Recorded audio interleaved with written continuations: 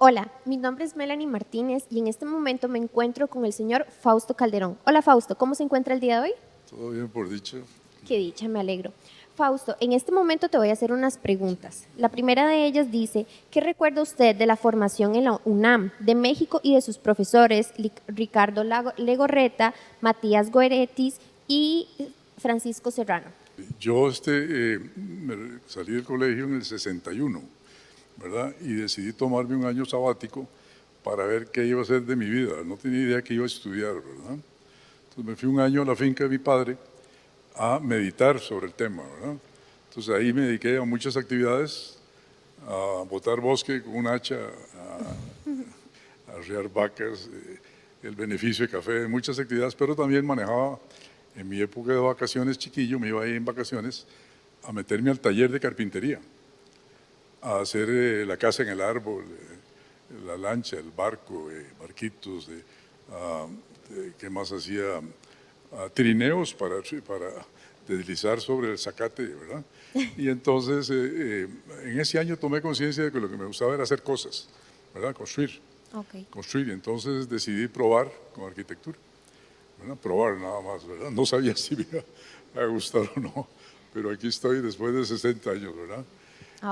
Decidí que me iba a México, que viven unos parientes, mi familia es mexicana, mi madre, ¿verdad? Pues tenía un tío mexicano que estaba en la UNAM, precisamente en la Universidad Autónoma, ¿verdad? Hablé con él, me dijo que él era muy amigo del director de la Escuela de Arquitectura, ¿verdad? Y que podía ver cómo era la cuestión para el ingreso. Y resultó, ¿verdad?, que estaban formando un grupo experimental, ¿verdad? Ya tenían años de ser una escuela tradicional y que este año estaban montando, el que iba a llegar yo, ¿verdad?, un grupo experimental de 10 alumnos más o menos, seleccionados, que él me recomendaba que entrara a ese grupo porque había muy buenos profesores, que iban a tener excelentes profesores y iban a cambiar el sistema. Que esos tres profesores eran esos tres que usted me acaba de mencionar, ¿verdad? Lo iba a dirigir don Francisco Serrano con don Matías Geritz, que es un alemán, se pronuncia Geritz, ¿sí? Y con Ricardo Legorreta, que iba a estar llegando también, estuvo con nosotros 2 años, a nivel como de tutoría. Era interesante porque éramos 10 alumnos en aulas donde, por ejemplo, yo llevaba otras materias y eran grupos de 30, 40 alumnos. Pero esta era para diseño propiamente, ¿verdad? Formación, ¿verdad? Educación visual, etcétera, era con 10 alumnos. Entonces fue como una tutoría, ¿verdad? Casi monástica, muy bonito, ¿verdad? Y entonces ahí conocí a estos tres grandes arquitectos, ¿verdad? Si me pongo a pensar después de que salí, que yo veía muy mayores a todos, eran realmente gente muy joven, ¿verdad? Don Francisco Serrano tenía 26 años, claro, yo tenía 18, ¿verdad? Lo veía muy mayor y estaba empezando su carrera como arquitecto, ya había tenido algunas intervenciones, pero bueno.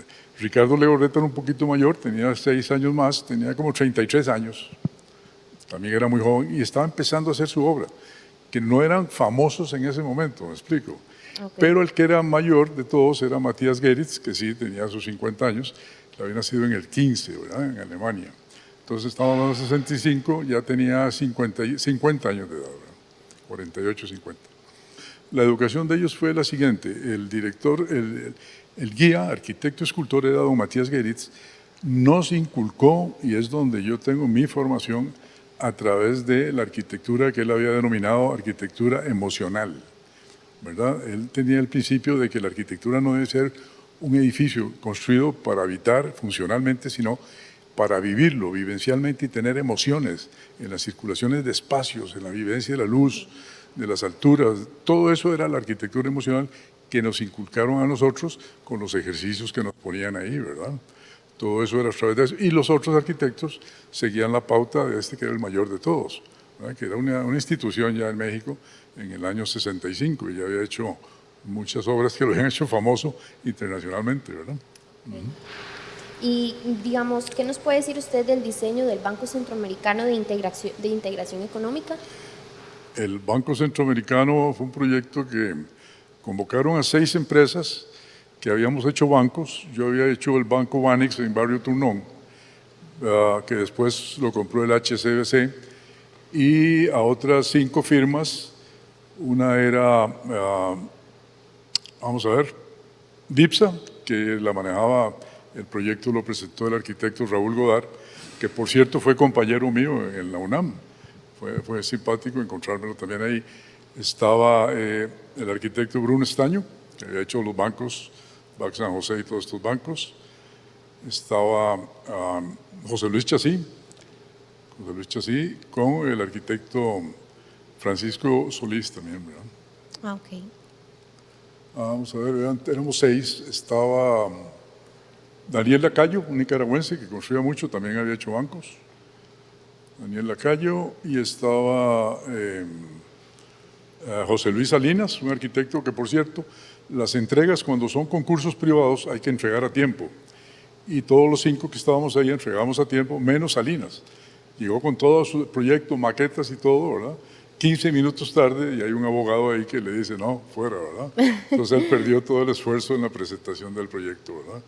Entonces ahí se discutió entre los 5 proyectos que habían calificado y por dicha escogieron el mío, ¿verdad? Que era un proyecto que le habíamos metido mucho cariño. Estaba precisamente a la par de un edificio que había hecho mi maestro, Legorreta. Había hecho un edificio pegado en el lado este que se llamaba El Fogoncito. El Fogoncito fue un restaurante que no pegó, duró varios años y luego se convirtió en lo que es ahora un banco que se llama La FICE, a la par mío colindante en el lado este. Pero la parte mía de diseño correspondió a pegarme bien al maestro, por decirlo así, ¿verdad? Hacer una relación armónica con el vecino y el diseño partió básicamente de eso, ¿verdad?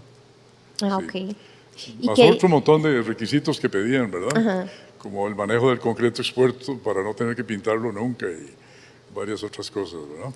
Ah, ok. ¿Y qué diría usted que es su metodología de diseño? ¿Cuál diría usted más o menos? La metodología de diseño es para cada proyecto específicamente, ¿verdad? Una diferente metodología. En realidad no se debe llamar metodología, ¿verdad? Eso es como muy rígido. Es más bien el proceso que lleva cada proyecto, ¿verdad? Que es todo lo que ya sabemos, ¿verdad? Incluyendo las ingenierías, conocimiento del cliente, sitios, mil cosas que son requisitos para hacer un buen proyecto. Pero no existe una metodología como aplicar un librito que hizo el maestro Le Corbusier, un arquitecto muy famoso que se llamaba El Modulor, para que todos los arquitectos lo usáramos como una receta para proporcionar bien todas las áreas en base a la proporción áurea y a la ley de Fibonacci que estaba muy de moda en los años 50. Pero eso era más bien, ¿verdad?, dejar un sistema más en base a lo que me enseñó el maestro Geritz, en base a la capacidad de imaginar la arquitectura como una escultura habitable, que era lo que propiamente él promocionaba en eso, ¿verdad? Ok. Esa es, y cada proyecto, como dice Legorreta, cada proyecto tiene la filosofía metodológica en sí misma, ¿verdad? No todas son iguales para lo mismo, ¿verdad? Ah, ok. Y más o menos, ¿cuáles características de diseño cree usted que comparten sus proyectos? Características como tener un estilo, que sea Ajá. faustiano. Así es. Un amigo mío que es Víctor y tiene el estilo victoriano, que siempre reconocen en las casas. No, en ese estilo no. He hecho muchas variantes, ¿verdad? Desde edificios forrados en acrílicos, ¿verdad? Tubos, mi casa es un tubo, un cilindro de 5 pisos, en concreto brutalista, manejado concretos expuestos, repellos. Es decir, no he tenido un estilo que me defina tipológicamente, que es lo que definiría un estilo faustiano, ¿verdad?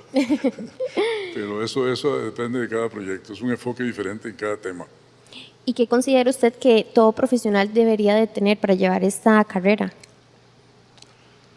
¿Qué debe tener cada profesional? Bueno, es que en la carrera de arquitectura entra de todo tipo de profesional, de gente que va a ser profesional, ¿verdad? Unos que se entusiasman más, que tienen mayor vocación de diseño, que es la mía, ¿verdad? Y otros que no tienen tanta vocación de diseño, sino de construir y hacer cosas, ¿verdad?, más convencionales. Yo creo que lo importante en educación con mis alumnos era eso precisamente, ¿verdad? Tratar de salirse siempre de la convención y proponer cosas nuevas, como nos obligó el maestro Serrano, Legorreta y el escultor Geritz, ¿verdad? Sí, buscar la posibilidad de ser. Una cosa importante en eso es esto. El maestro Geritz, cuando llegó a México en el 52, lo llamó un cliente millonario para que hiciera un museo experimental de arte y cultura, de escultura, pintura, y le dijo, vea, necesito que me haga algo que no sea lo típico.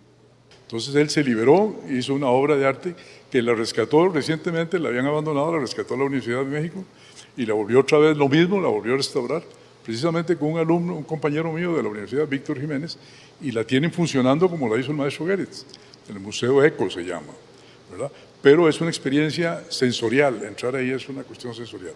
Eso es lo que yo le inculco a mis alumnos cuando tienen la oportunidad de tener un cliente que les diga, haga lo que quiera. Y yo lo tuve una vez con el escultor nacional, don Hernán González. Haceme una escultura habitable, él era escultor. Eso es hacer lo que te da la gana. Entonces me acordé del maestro Goeritz, que le habían dicho lo mismo, ¿verdad? Y a eso le pasa a todos los arquitectos cuando tienen que hacer su propia casa, que es el compromiso más grande que tienen los arquitectos, cuando pueden hacer lo que les da la gana, ¿verdad? Sí, cuando los dejan ser libres. Exacto. Independientemente de la capacidad económica para hacerlo, ¿verdad? Bueno, muchísimas gracias hasta a don Fausto por estas preguntas y por contarnos un poco de su experiencia y cómo ha pasado durante todos estos años en el ámbito de la arquitectura.